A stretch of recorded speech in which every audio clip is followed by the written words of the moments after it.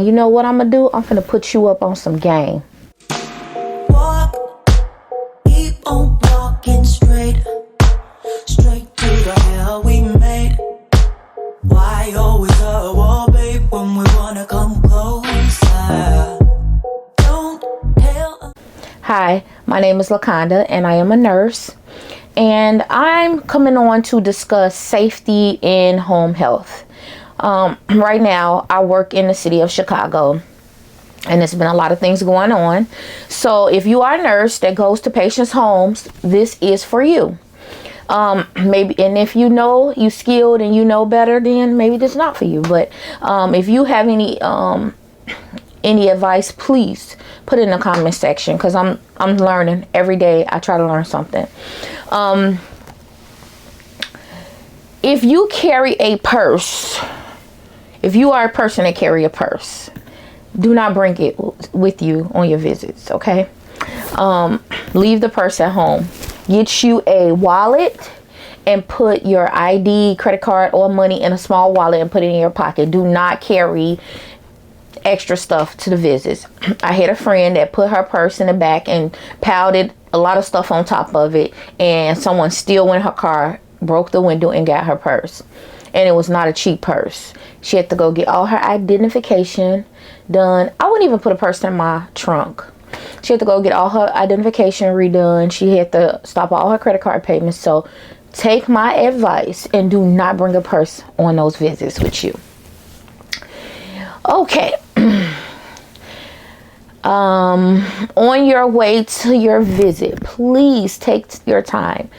Let people go past you. Do not do road rage with people. Just pull over if you're going too slow. Let them go around you.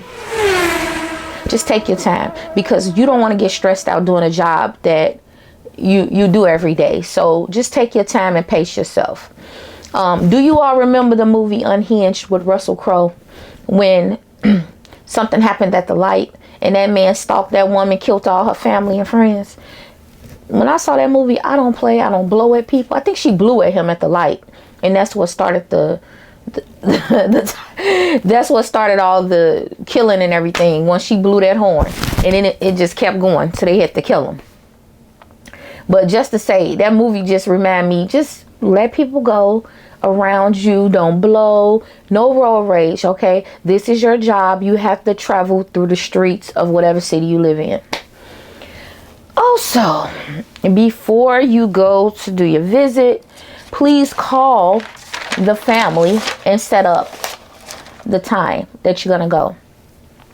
I usually give family members or the patient a 3-hour window, because you never know what can happen. You could be at a patient's house and you get stuck there. It's an emergency going on and you have to do things. So I would just do a 3-hour window. It's your choice what window time you want to give families, but I always give a 3-hour window. I always start off, like, if I'm doing in the morning time, I will call and say, okay, I'll be there between 8 a.m. to 11. Okay. And so on and so on. And then I go in order of the addresses so I can lead myself back to my house. Okay. Also, let them know when you're about to pull up. Call them and tell them, or when you make your appointment to, go see them, I'm gonna call you when I'm almost there so you can have the door open for me. And then also talk about pets and animals. If you're a person that don't like pets, tell them to put their pets away. Some people think because they dogs is they dogs, that everybody got to like they dogs. I got 2 little Shih Tzus, and you know what? I feel people. I put my dogs up when people come because they like to jump on you, and everybody don't like that. So let them know, if you don't like pets, could you all please put the pets away? I'll call you when I'm near. Boom. That's it. Try to park as close to the house as possible if you can. Try to park as close as possible, and you don't want to be walking up to someone's house if you don't have to. And if you got to park too far away, you should have the family come meet you. That's one thing I do. Since I do on-call nursing, and sometimes I work on call from evening to the morning. And if I get a call at 3 a.m., and it's no park in front of the house, usually the families, if it's no park near the home, put it like that, the families will pull out the park for me that's in front of the house, let me park, and then they'll come back when the visit is over. I've had that done multiple times. If it's a family member that can pull out, they would do that. I am not walking at 3 o'clock in the morning down nobody's street. It has to be a safe way to do the visit. It has to be, or we have to find another alternative.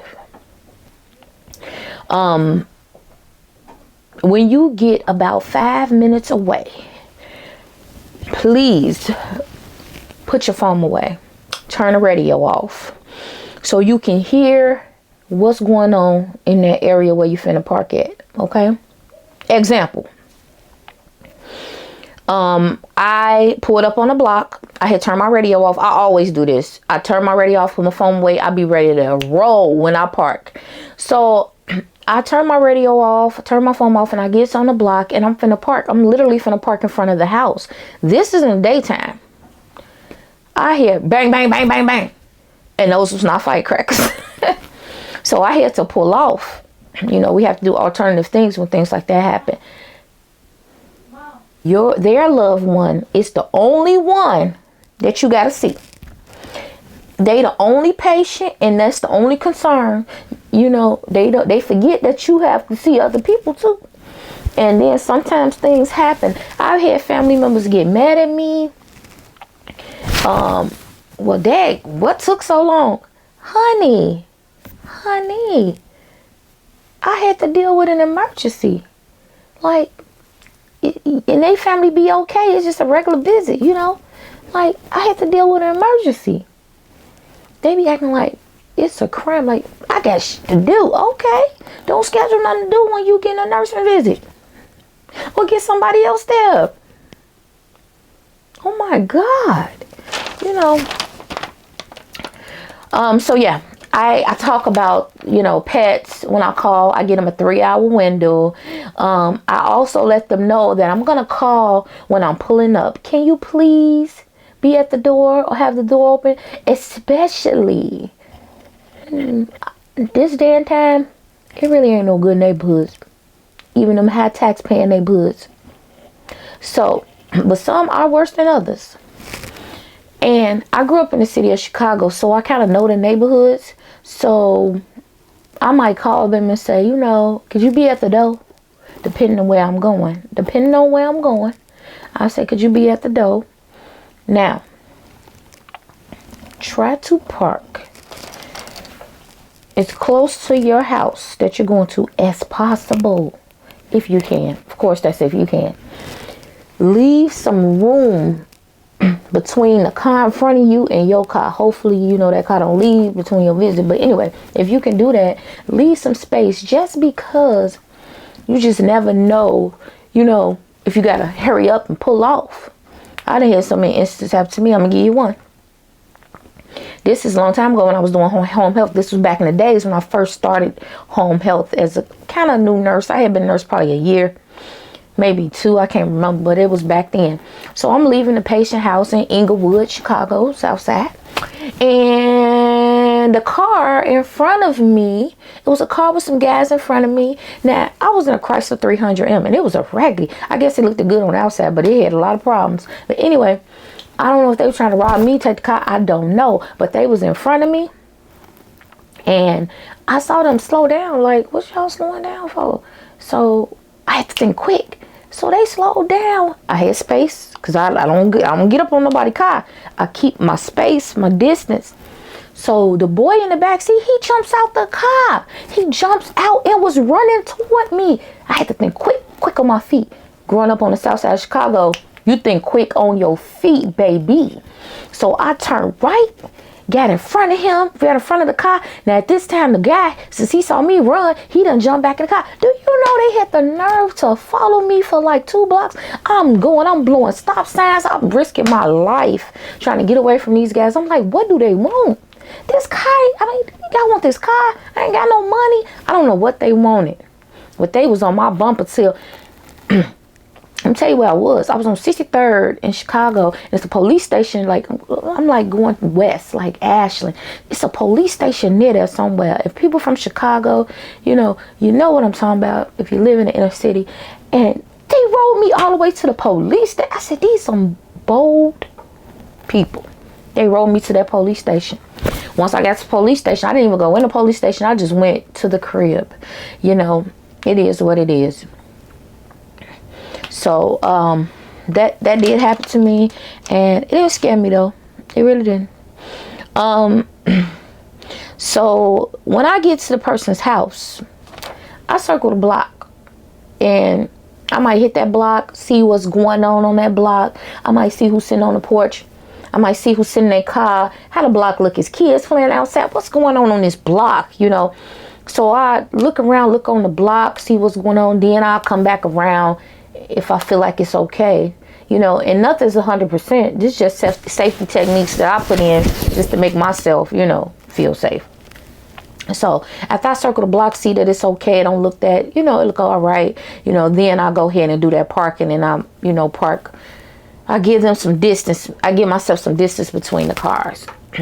And I have already called the family and told them to the family, like, did you just ride past? Girl, yeah, because I'm trying to figure out what's going on. I said, oh, yeah, I did ride past. Sorry, I'll be right back. Because I got to do my little ritual, honey. Do not repeat.